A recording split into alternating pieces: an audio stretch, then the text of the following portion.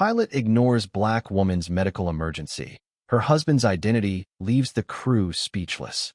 Have you ever been in a situation where someone's arrogance or prejudice almost cost a life? Imagine being thousands of feet in the air with nowhere to turn, and the one person who could make a life-saving decision refuses to act. This is the story of a man, an acclaimed influencer, and his desperate fight to save his wife during a medical emergency, only to be met with indifference from the one person responsible for everyone's safety. What happened next not only changed their lives, but sent shockwaves through an entire industry.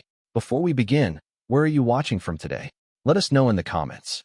If you love inspiring stories of resilience and justice, make sure to hit that like button, share this video, and subscribe for more incredible tales. Your support helps us share these impactful stories with even more people. Now let's get into it. The steady hum of the airplane engines filled the first-class cabin, mingling with the soft murmur of passengers settling into their seats.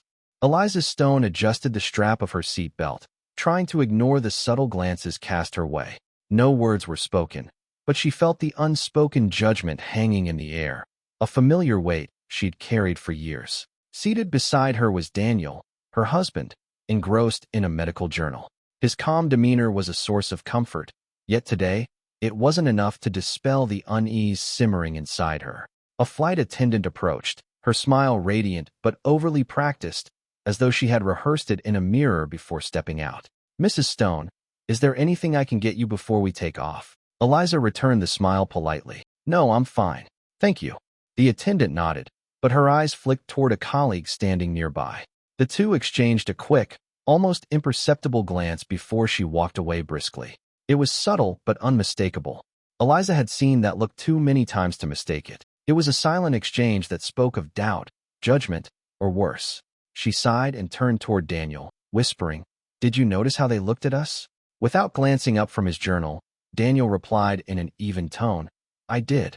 "Let it go, Eliza. We're here because we deserve to be." His words were meant to reassure, but they didn't erase the weight pressing on her chest. Around them, the soft murmurs in the cabin continued, but the occasional sideways glances lingered just long enough to make Eliza feel out of place. The captain's voice crackled over the intercom, commanding attention with an air of authority. "Good afternoon, ladies and gentlemen. This is Captain Charles Miller speaking. Welcome aboard Flight 27 to London. We're anticipating clear skies and a smooth journey. Please sit back, relax, and enjoy the flight." The tone was professional, but carried a faint edge of condescension.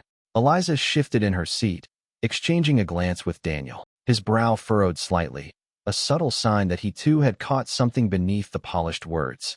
Then, the captain's tone shifted slightly, though it remained measured. "And as a gentle reminder, we ask all passengers to respect the space and comfort of others in the first-class cabin." The words hung in the air like an accusation disguised as courtesy. Eliza stiffened, her fingers gripping the armrest. The message wasn't overt, but it didn't need to be. She could feel the implied judgment, the unspoken assumption about who belonged in this cabin and who didn't. Daniel reached over and placed a steadying hand on hers. "Don't let him get to you," he murmured. "You know why we're here."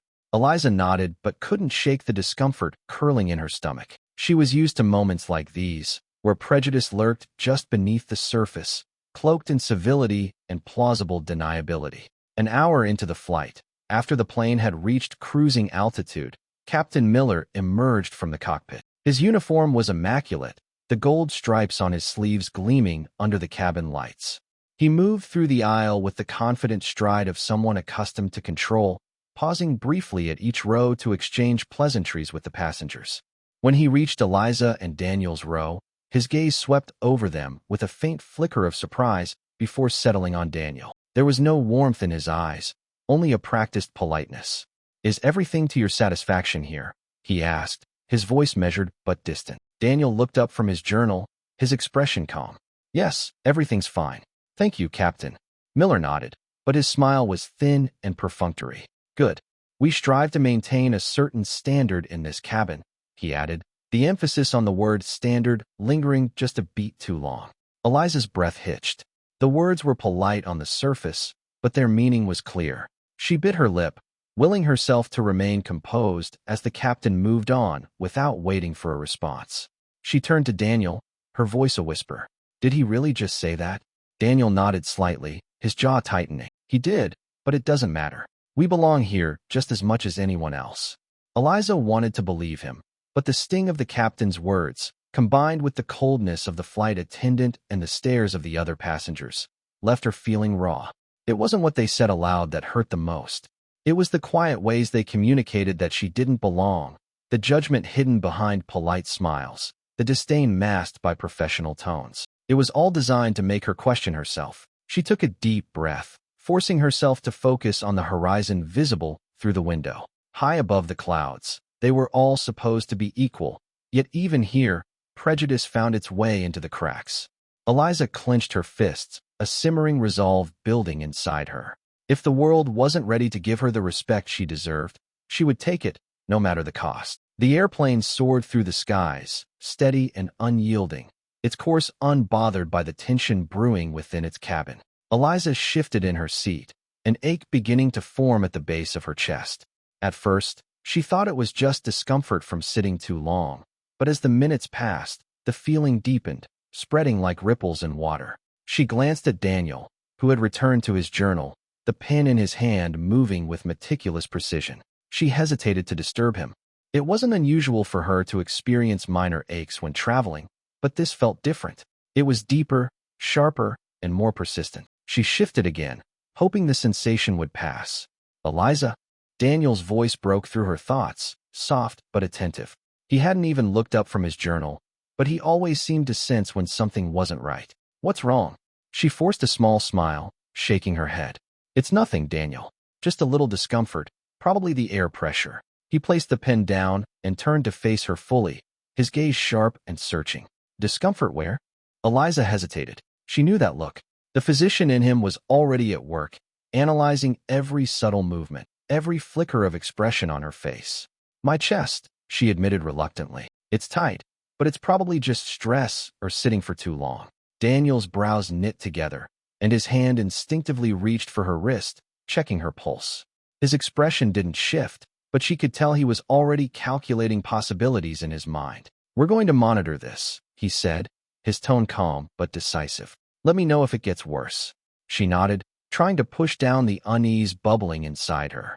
Daniel returned to his journal, though his movements were slower now, distracted by concern.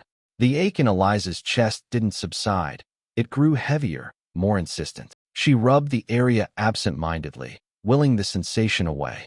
Around her, the cabin was alive with quiet luxury. Glasses clinked, soft laughter drifted, and newspapers rustled occasionally. Yet Eliza felt detached from it all, the world narrowing to the discomfort spreading through her body. 15 minutes later, she felt her breath catch. It was as if an invisible weight was pressing down on her chest, making it harder to inhale fully. Her hands trembled slightly as she reached for Daniel. Daniel, she whispered, her voice strained. It's getting worse. He was immediately alert, his journal forgotten, as he turned to her. Describe it, he said, his voice steady but urgent. Sharp or dull? Localized or spreading? It's tight, heavy, she said, struggling to find the words. And it's spreading to my left arm. Daniel's face darkened, his jaw tightening as he processed her symptoms. You need oxygen, he said, already reaching for the call button. His tone had shifted. It was no longer the voice of a concerned husband, but that of a seasoned surgeon who had seen this too many times before. A flight attendant appeared moments later, her demeanor brisk but detached. Yes? How can I assist you? She asked, her tone almost rehearsed. My wife is experiencing severe chest pain and shortness of breath, Daniel said, his words clipped but clear. She needs oxygen immediately. The attendant blinked, as though processing his words took more effort than it should. I'll need to consult with the captain, she said, her voice hesitant. There's no time to consult, Daniel snapped, his calm exterior cracking slightly. This could be a heart attack. The attendant's polite facade wavered, replaced by a flicker of discomfort. I'll bring the medical kit, she said, before hurrying away. Daniel turned back to Eliza, his hand moving to her wrist again to check her pulse. His expression remained composed, but she could see the worry behind his eyes. Stay with me, Eliza, he said softly. Keep your breathing steady. The attendant returned with a small medical kit, placing it on the tray table with a nervous smile. Daniel opened it quickly, his hands moving with practiced efficiency. His expression grew grim as he surveyed the limited contents. "This isn't enough," he muttered under his breath. "She needs more than this." The attendant hovered nearby, shifting uncomfortably. "I've informed the captain," she said, "but he's unlikely to approve a diversion unless it's a confirmed emergency." Daniel looked up sharply, his voice dropping into a dangerous calm. "And what exactly do you think this is?" he asked, gesturing to Eliza, who was now visibly struggling to breathe. "Do you want to wait until she collapses to confirm it?" The attendant took a step back, clearly flustered. I'll inform him again," she stammered before retreating. Eliza clutched Daniel's hand, her breaths coming in shallow gasps. "Daniel, it's getting harder," she whispered. "I know," he said, his voice cracking for the first time. "I know, love. Just hold on." Minutes stretched into eternity as they waited for the captain's response. When it finally came, his voice over the intercom was calm, almost indifferent. "Ladies and gentlemen, we have a minor medical situation on board. Please remain seated as our crew manages the issue." A minor situation? The word struck Daniel like a physical blow. His wife's life was hanging in the balance, and this man had the audacity to reduce it to an inconvenience. Eliza's grip on his hand tightened, grounding him. He looked down at her, his resolve hardening. "We're not going to let them dismiss this," he whispered. "I promise you, Eliza. We'll make them listen." For now, all he could do was keep her breathing and wait. The minutes dragged on like hours. Eliza's breaths were shallow now, her chest rising and falling unevenly. Daniel stayed by her side, his hand firm on hers, his other hand hovering protectively over the flimsy medical kit they had been given. It was little more than a token gesture, an insult disguised as assistance. He clenched his jaw, suppressing the storm brewing inside him. He needed to stay calm for her. The flight attendant returned, her expression a mixture of discomfort and impatience. She avoided looking directly at Daniel. "The captain says we're unable to divert the flight unless it's an absolute emergency. He's monitoring the situation from the cockpit." Daniel straightened, his voice ice cold. "Monitoring the situation from the cockpit? Does he have a medical degree I'm unaware of?" The attendant flinched, her forced professionalism faltering. "Sir, I understand your concern, but the decision lies with the captain." "No, you don't understand," Daniel snapped, his voice cutting through the murmurs of the cabin. "My wife is showing clear symptoms of a heart attack, a life-threatening condition. Every minute we delay increases the risk of permanent damage or worse." Eliza squeezed his hand weakly. "Daniel, please," she murmured, her voice barely audible. She didn't want to cause a scene, but Daniel wasn't listening anymore. His focus was singular, keeping her alive. "Listen to me," Daniel said, his voice lowering but no less intense. "She needs oxygen and immediate medical attention. If we can't land, then I need your crew to assist me properly. Where's the defibrillator? Where's the supplemental oxygen? Do you even have them on board?" The attendant hesitated, her hands fidgeting with the hem of her uniform. I'll check," she said, retreating once again. The whispers in the cabin grew louder now. Passengers leaned toward one another, exchanging concerned or disapproving glances. Some appeared genuinely worried, while others seemed irritated by the disruption to their otherwise serene flight. A man a few rows ahead turned around, his face set in a scowl. "Can't they just handle this quietly?" he muttered to his seatmate, loud enough for Daniel to hear. Daniel ignored him, his attention fixed on Eliza. She was pale now, beads of sweat forming on her forehead, her lips parted as she struggled to pull in enough air. "Daniel," she whispered again, her voice trembling. "It hurts." A wave of helplessness washed over him, but he pushed it aside. He couldn't afford to falter, not now. "I'm here," he said softly, brushing a damp curl away from her face. "I've got you, Eliza. Just hold on a little longer." The flight attendant returned, this time with a small oxygen tank. Daniel took it immediately, his practiced hands attaching the mask and adjusting the flow. He watched Eliza's face closely, his heart pounding as he willed the oxygen to ease her pain. But he knew it wasn't enough, not even close. "She needs better care than this," he muttered under his breath. Just then, Captain Miller's voice crackled over the intercom again. "Ladies and gentlemen, we thank you for your patience as we manage a minor medical issue on board. Please remain seated and allow our crew to continue serving you." A minor medical issue? Daniel's fist tightened around the oxygen mask's tubing. The dismissiveness and the indifference were infuriating. He glanced at the attendant, whose face was flushed with embarrassment. Clearly, she didn't agree with her captain's handling of the situation, but she said nothing. "Tell your captain this is not a minor issue," Daniel said sharply. "This is a matter of life and death, and if he doesn't take it seriously, I'll make sure the airline does when we land." The attendant nodded quickly, disappearing once more. Daniel doubted she'd say anything that would sway Miller, but he didn't care. His priority was Eliza. The murmurs in the cabin reached a crescendo when another passenger, a middle-aged woman with a kind face, stood up and approached. "Is she all right?" the woman asked, her voice filled with genuine concern. Daniel hesitated, his pride warring with his desperation. Finally, he nodded. "She's stable for now, but she needs more than what they're giving us." The woman glanced toward the cockpit door, her brows knitting together. "I'll talk to them," she said firmly. "This is unacceptable." Before Daniel could stop her, she marched down the aisle, her heels clicking against the carpet. Several passengers watched her go, their whispers turning into murmurs of curiosity. Finally, "Someone's doing something," another voice muttered nearby, this time with a note of solidarity. Daniel turned back to Eliza, who was watching the exchange with tired eyes. "You're causing a stir," she said weakly, a faint smile tugging at the corners of her mouth despite her pain. He chuckled softly, though there was no humor in it. "Good. Maybe a stir is exactly what they need." Minutes later, the woman returned, her face tight with frustration. "He's refusing to land," she said, her voice low but seething. "He claims it's against protocol unless the situation becomes critical." Daniel's jaw clenched, his mind racing. He looked down at Eliza, who was struggling to stay awake. The faint pulse he felt under his fingertips was weaker than before. He couldn't wait for Miller to decide her life was worth disrupting his schedule. "Thank you," he told the woman. "I'll handle it from here." She nodded, placing a comforting hand on his shoulder before returning to her seat. Daniel leaned close to Eliza, his voice steady but fierce. "You're going to be all right, Eliza. I don't care what it takes. I'll make sure you're all right." Eliza's hand weakly gripped his. Her lips moved, but no sound came out. He leaned closer, his heart pounding. "Stay with me," he whispered. "I need you to stay with me." As the plane continued its steady course across the Atlantic, Daniel's resolve hardened into something unbreakable.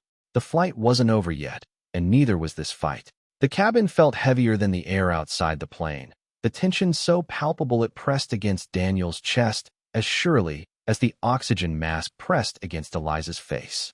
Her breaths were shallow and uneven, each one a struggle that pierced through his calm facade. He wiped the sweat from her brow, his hand trembling slightly despite his best efforts to appear composed. The woman who had tried to reason with the crew gave him a sympathetic glance from her seat, but her expression was laced with helplessness.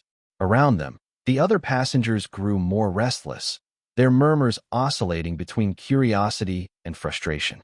But none of it mattered to Daniel. The only thing that mattered was Eliza. "Eliza," he said softly, his voice barely above a whisper. "Can you hear me?" Her eyes fluttered open briefly, glassy with exhaustion. She nodded faintly, the small motion enough to send relief and dread coursing through him in equal measure. The flight attendant returned, this time avoiding Daniel's gaze altogether. She moved to the aisle beside him, her posture stiff and uncertain. "The captain insists we continue to our destination," she said quietly, as though the words themselves would dissolve if spoken softly enough. "He says landing early could disrupt international air traffic." Daniel's head snapped up, his eyes narrowing. "Disrupt air traffic?" His voice was calm, but there was a dangerous edge to it now. "My wife is dying in your cabin, and he's worried about air traffic?" The attendant's face flushed red. She opened her mouth as if to respond, but no words came. Instead, she stepped back slightly, clutching her clipboard like a shield. "Tell your captain," Daniel continued, his voice rising now, "that if he values his career, he will prioritize my wife's life over his schedule." A few passengers stirred, their murmurs growing louder. Someone muttered, "He's right," while another added, "They can't just ignore this." The tide of the cabin seemed to shift, support beginning to bubble up in hushed tones. The attendant hesitated for a moment longer before turning and hurrying toward the cockpit. Daniel watched her go, his hand still firmly holding Eliza's. Her breaths were growing more labored, and her complexion had taken on an ashen hue. He squeezed her hand gently, leaning closer. "Stay with me, Eliza," he whispered. "We're going to get through this. I promise." The minutes crawled by, each one more excruciating than the last. Daniel's mind raced with possibilities, calculating and recalculating what could be done with the limited resources available. The oxygen mask was helping, but not enough. Her pulse was too weak, her breaths too shallow. She needed a hospital, needed professionals and equipment that he couldn't conjure out of thin air. The cockpit door finally opened, and Captain Miller stepped into the cabin. His presence immediately drew attention, heads turning toward him like sunflowers to the sun. But there was no warmth in the way the passengers looked at him, only thinly veiled judgment. He strode down the aisle, his crisp uniform immaculate, his expression composed but exasperated. When he reached Daniel, he crossed his arms, towering over him. "I understand your frustration," Miller began, his tone patronizing. "But I must remind you that this is a controlled environment, and we have protocols in place for situations like this." Daniel rose slowly, his full height nearly matching Miller's. His calm demeanor had evaporated, replaced by a cold fury that silenced the murmurs around them. "Protocols," Daniel repeated, his voice low but sharp. "Your protocols are putting my wife's life at risk. Do you even understand the gravity of this situation?" Miller's jaw tightened. "I have a responsibility to the safety of all passengers on board. Diverting the flight will save her life," Daniel interrupted, his voice cutting through the captain's like a scalpel. "Or do you plan to explain to the airline how you allowed a passenger to die under your watch because you didn't want to inconvenience yourself?" The captain's composure faltered for a moment, a flicker of uncertainty passing across his face, but he recovered quickly, his tone hardening. "I will not be threatened," Miller said firmly. "I've made my decision. This plane will continue to its destination." Before Daniel could respond, a voice cut through the tense silence.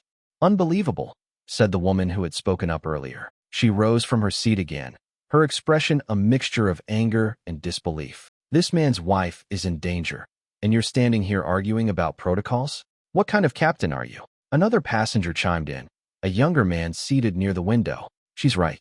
You can't just ignore this. Divert the plane." The murmurs swelled into a chorus of agreement, passengers turning to one another with shared outrage. Daniel watched as the tide shifted, the weight of public opinion bearing down on the captain. Miller's face reddened, his authority slipping in the face of growing dissent. He looked around the cabin, clearly calculating his next move. Finally, he straightened his shoulders, his voice colder than ever. "This is my decision, and it is final," he said. "If you continue to disrupt the flight, I will have no choice but to involve authorities upon landing." A collective gasp rippled through the cabin. But Miller turned on his heel and marched back toward the cockpit, slamming the door behind him. Daniel sank back into his seat, his hands trembling with a mixture of fury and helplessness. He looked at Eliza, whose eyes fluttered closed as she fought for every breath. "I'm not going to let him get away with this," Daniel said quietly, his voice barely audible over the hum of the engine. "Not now, not ever."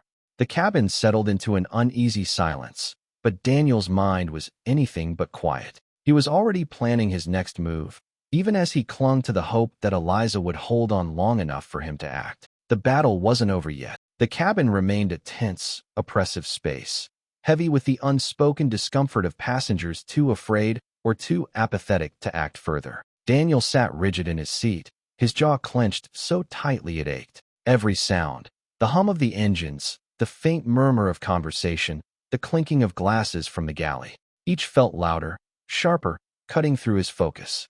Eliza lay slumped in her seat, her breath shallow and uneven. The oxygen mask had done little to alleviate her symptoms, and her pallor was worsening. Daniel glanced at her pulse on his wristwatch, counting silently. Too slow. It was slowing. He had been in situations like this before, emergency surgeries where seconds meant the difference between life and death. But this was different. Here, he didn't have his tools, his team, his sterile operating room. Here, he had only his training, his instincts, and an unyielding determination to keep Eliza alive. The flight attendant appeared again, her hands clasped tightly in front of her, a look of uneasy guilt etched on her face. Daniel barely glanced at her. He had no patience left for her rehearsed apologies or the captain's indifference. "Sir," she began tentatively, her voice barely above a whisper. "The captain insists that we're following standard protocol. He won't authorize a diversion." Daniel's head snapped up, his eyes burning with barely restrained fury. "Standard protocol," he repeated, his voice low and sharp. "Do you even understand what's happening here?" My wife is experiencing a cardiac emergency. Every second you waste puts her life at greater risk. The attendant flinched, but didn't move. Her lips parted as though she wanted to argue, but thought better of it. She took a hesitant step back. I'll speak to him again, she stammered. Daniel shook his head, his hands gripping the armrests so tightly his knuckles turned white. Don't bother, he said coldly. Your captain has made his priorities clear. Eliza stirred weakly beside him, her hand searching for his. Daniel immediately took it, his fingers warm and firm around hers. Her eyelids fluttered open, revealing glassy eyes that struggled to focus. Daniel. Her voice was barely audible, a rasp that seemed to come from deep within her chest. I'm here, he said, leaning closer. I've got you. Just hold on, Eliza. You're stronger than this. She tried to smile, but it was faint, more like a flicker of light struggling against a growing darkness. I don't want to cause trouble, she whispered. Daniel's throat tightened, a sharp ache blooming in his chest. Even now, with her life hanging in the balance, she was worried about being an inconvenience. It was a sentiment he had seen her carry too many times, a quiet resilience forged by years of enduring subtle and overt prejudice. You're not causing trouble, he said, his voice firm but soft. You're fighting, and I'm fighting with you. Her hand squeezed as weakly before her eyes fluttered closed again. Panic flared in Daniel's chest, but he forced himself to stay calm. She was still breathing, just barely.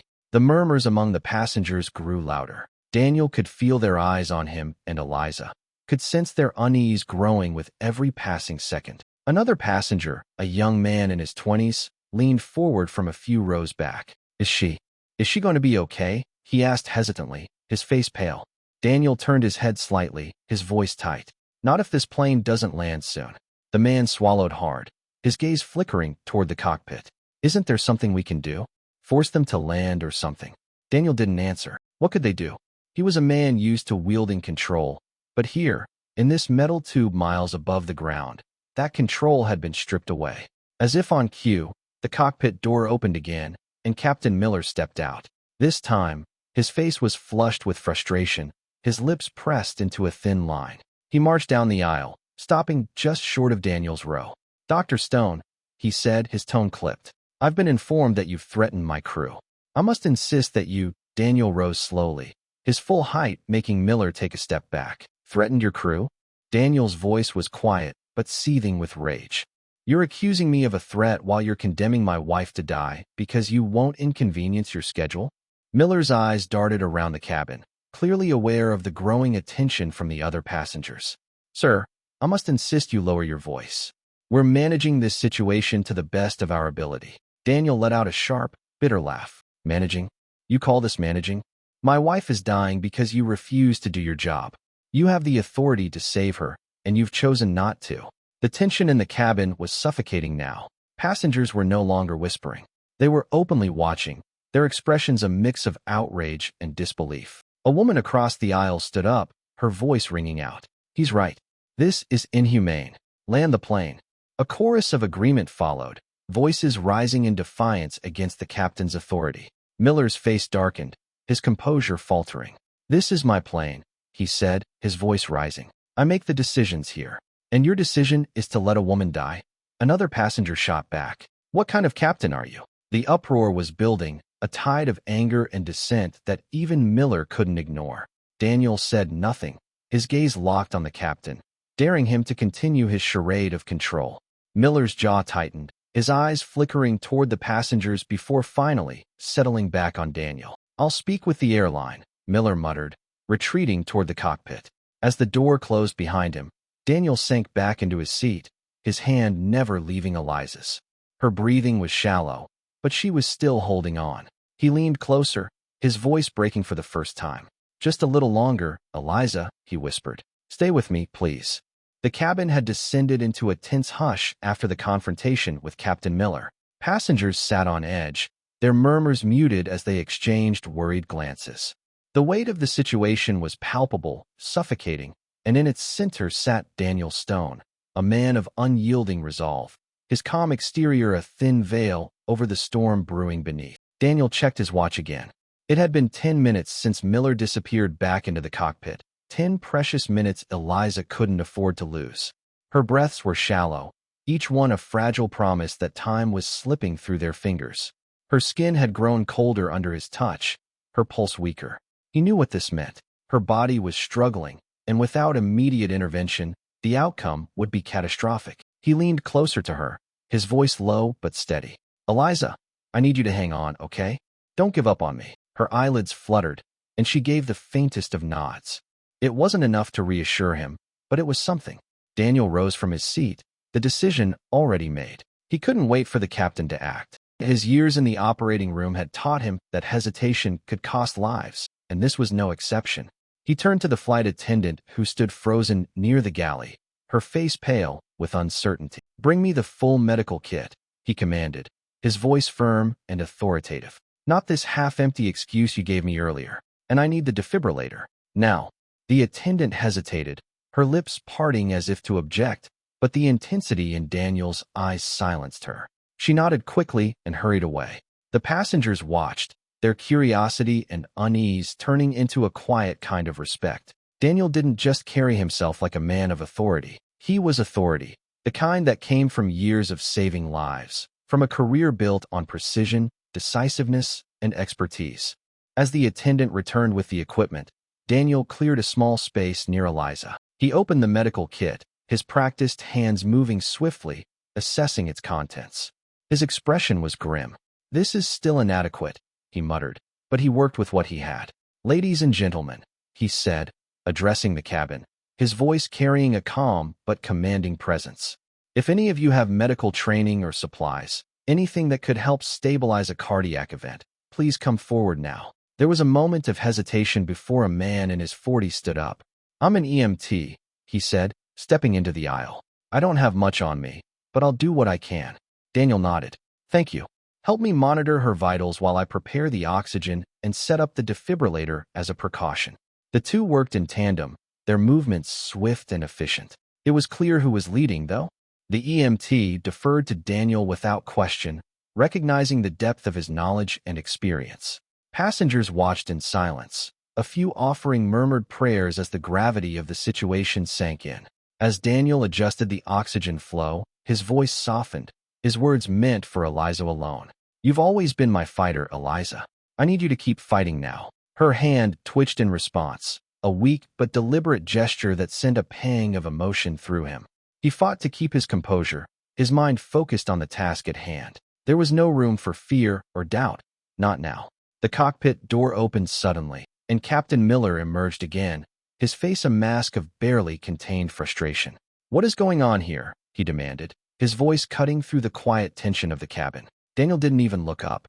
"I'm doing your job," he said flatly, his hands never pausing in their work. Miller's jaw tightened. "You are disrupting the flight." "I've made it clear," Daniel straightened, his full height imposing as he turned to face Miller. "And I've made it clear that my wife's life takes precedence over your schedule," he said, his voice cold and precise. "I am Dr. Daniel Stone, chief surgeon at St. George's Hospital, with over 20 years of experience in emergency medicine and cardiac care. I don't just understand the gravity of this situation. I live it every single day. And you, Captain Miller, are out of your depth." The words landed like a hammer blow. Miller faltered, his authority crumbling in the face of Daniel's unwavering conviction. The murmurs among the passengers swelled, a quiet wave of support and approval rippling through the cabin. "You're risking her life," Daniel continued, his voice steady but razor-sharp. "And when this plane lands, if she doesn't make it, your name will be on every legal document, every report, every headline. You'll be the man who prioritized air traffic over human life." Miller's face reddened, his composure slipping. He glanced around, clearly aware of the passengers' eyes on him, their judgment heavy and unrelenting. Finally, he turned on his heel, muttering under his breath as he retreated to the cockpit. Daniel exhaled slowly, his hands trembling for the first time as he returned to Eliza's side. He adjusted the oxygen mask, his fingers brushing her cheek. "I've got you," he whispered. "Just a little longer." The EMT beside him spoke quietly. "You handled that well. I've never seen someone stand up to a captain like that." Daniel shook his head. "This isn't about handling it well. It's about keeping her alive." The minutes stretched endlessly, each one an eternity as Daniel worked tirelessly, his focus unbroken. Around him, the passengers watched in silence, their respect for him growing with every passing moment. Here was a man who wouldn't back down, who wouldn't accept defeat, not for his wife, not for anyone. And though the flight still hadn't diverted, the atmosphere in the cabin had shifted. The passengers were no longer passive observers. They were allies, their quiet support lending strength to the battle Daniel fought with every breath Eliza took. The cabin remained unervingly silent, save for the steady hum of the airplane engines and the faint hiss of the oxygen mask covering Eliza's face. The tension in the air was thick, almost suffocating, as though every passenger was holding their breath, waiting for something, anything, to happen. Daniel sat beside his wife, his hand resting on hers, feeling the faint warmth of her skin. Her pulse, though weak, was still present, a fragile thread tethering her to him. He couldn't take his eyes off her face, pale and drawn, her usually bright eyes now closed in a fight for strength. "You're still with me, Eliza," he whispered, as much to reassure himself as to encourage her.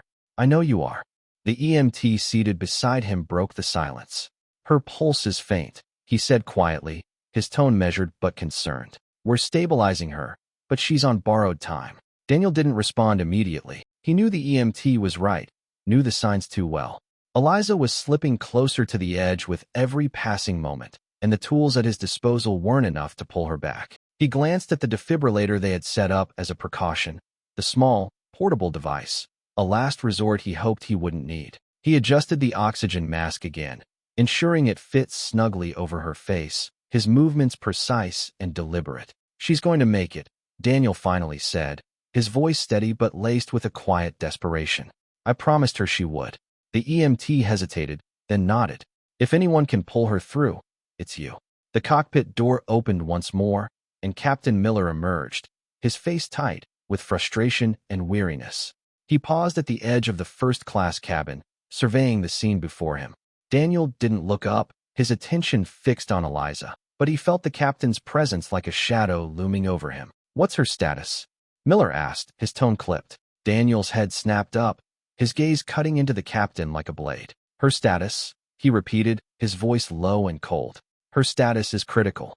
She needs a hospital, not this tin can and your lack of humanity." Miller stiffened, his jaw tightening. "I understand your frustration, Doctor, but as I've said, you understand nothing," Daniel interrupted, his voice rising slightly. He stood, towering over Miller, his presence commanding. "Do you know what it's like to hold someone's life in your hands? To know that every second matters, and that one wrong decision could cost them everything?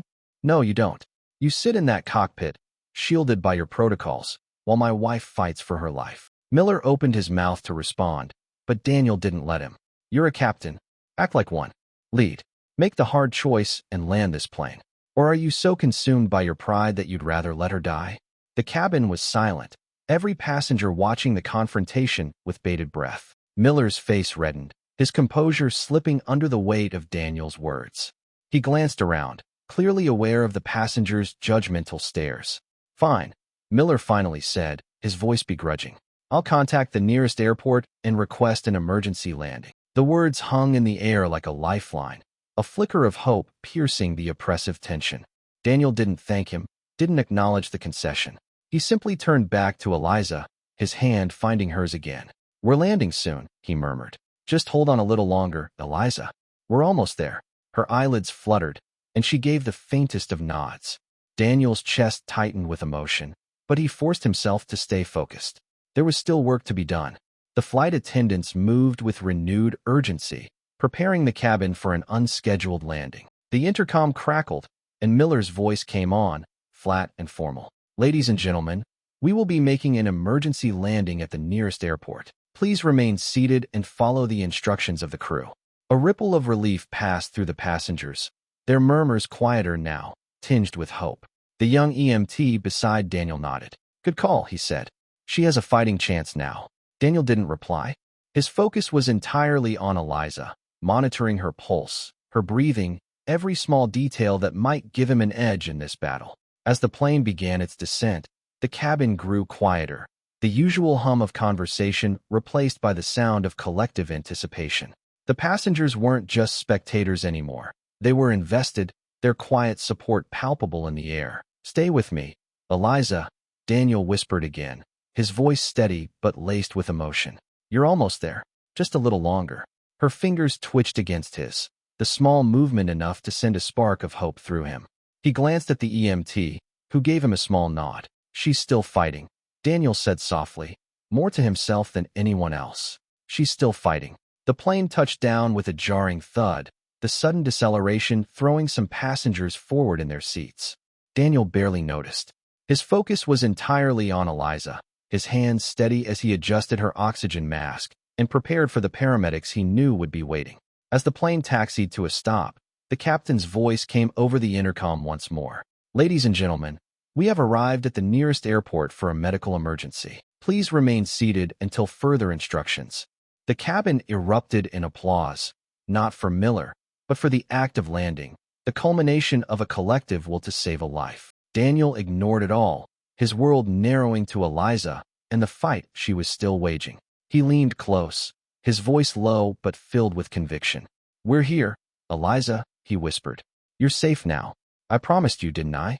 Her fingers squeezed his hand again, faint but deliberate, and Daniel felt the first flicker of relief settle over him. The battle wasn't over, but they had taken the first step, and he would fight the rest of the way, no matter the cost.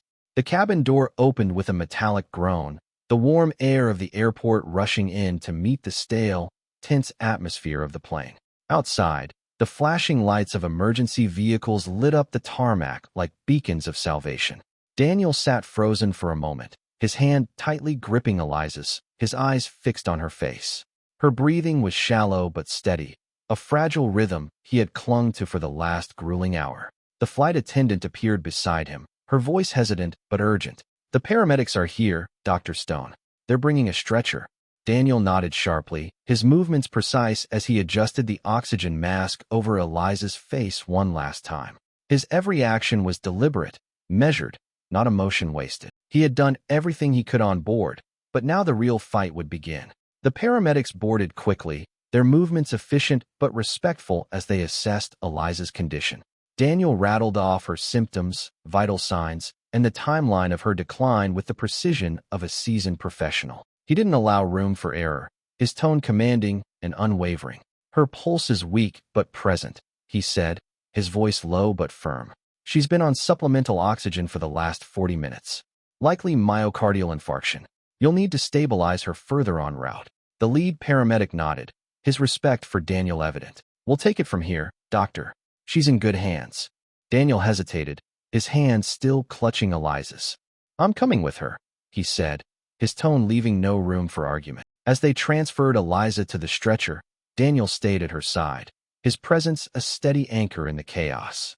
The EMT who had assisted earlier stood back, his expression a mixture of admiration and concern. "You did everything right," the EMT said quietly. "You gave her a fighting chance."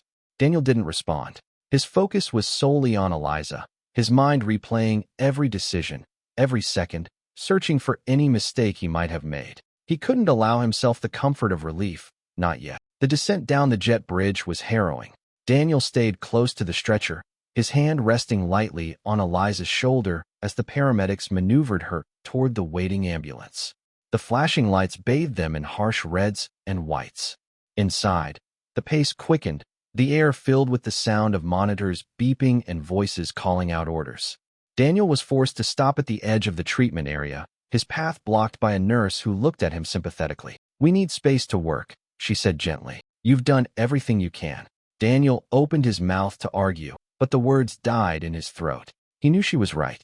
He had been in her position countless times, had delivered those same words to worried families. Now, for the first time, he was the one on the other side of the door.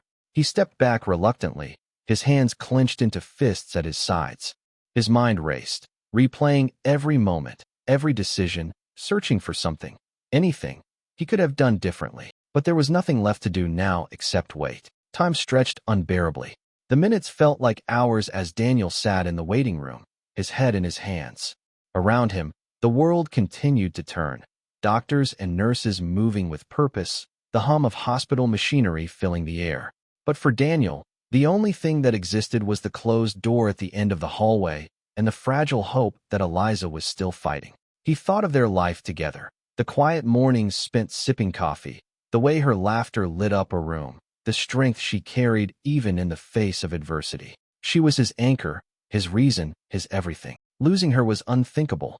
"You're going to pull through," he whispered to himself. "You have to." The door finally opened, and the attending physician stepped out, her expression unreadable. Daniel shot to his feet, his heart pounding in his chest. "She's stable," the doctor said, her words cutting through the tension like a blade. "We've placed a stent to address the blockage. She's in recovery now." Daniel exhaled sharply, the weight on his chest lifting slightly. "Can I see her?" he asked, his voice tight with emotion. The doctor nodded. "She's still sedated, but yes. She's a fighter, Dr. Stone. You got her here just in time." Daniel didn't wait for further explanation. He followed the doctor through the corridors, his steps quick and purposeful. When he entered the recovery room, his breath caught in his throat. Eliza lay on the bed, her face pale but peaceful. The steady beep of the heart monitor was the most beautiful sound Daniel had ever heard. He approached her slowly, his hand reaching out to brush a strand of hair from her face. "You made it," he whispered, his voice breaking. "I knew you would."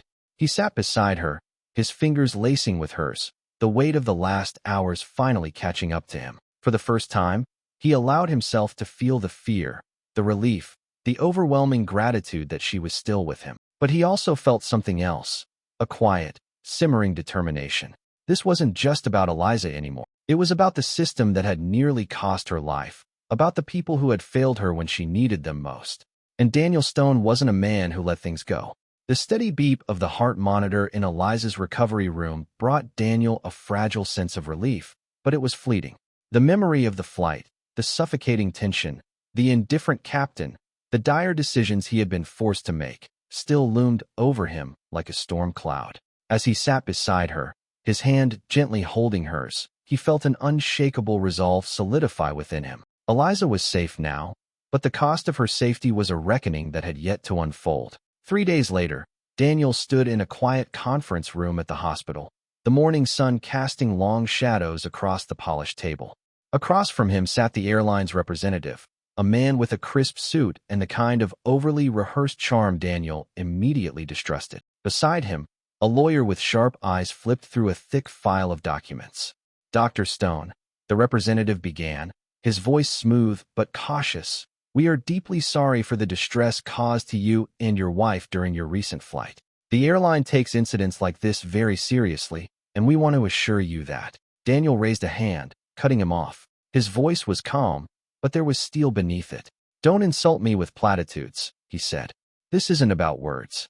It's about accountability." The representative hesitated, glancing at his lawyer. "Of course, we understand." Daniel leaned forward, his gaze unwavering.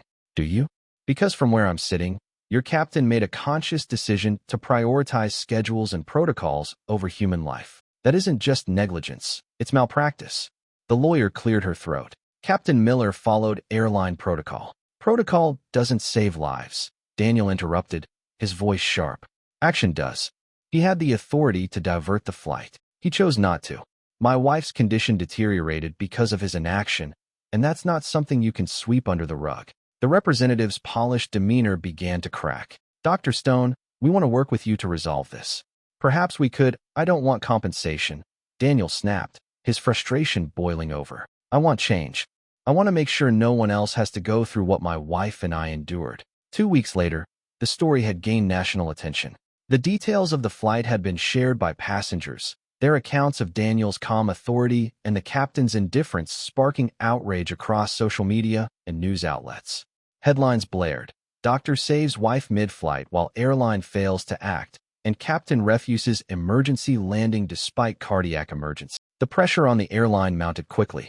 Public outcry demanded accountability, and the company was forced to respond. A press conference was announced, during which the CEO addressed the controversy. Daniel sat in the audience of the press conference, his expression unreadable as the CEO spoke. "We deeply regret the events that occurred on Flight 27, the CEO said, his voice carefully measured. "While our crew acted within the guidelines provided, it's clear that those guidelines failed to meet the urgent needs of this situation. Effective immediately, we are implementing mandatory retraining for all flight staff on emergency medical protocols, with a focus on prioritizing passenger safety above all else."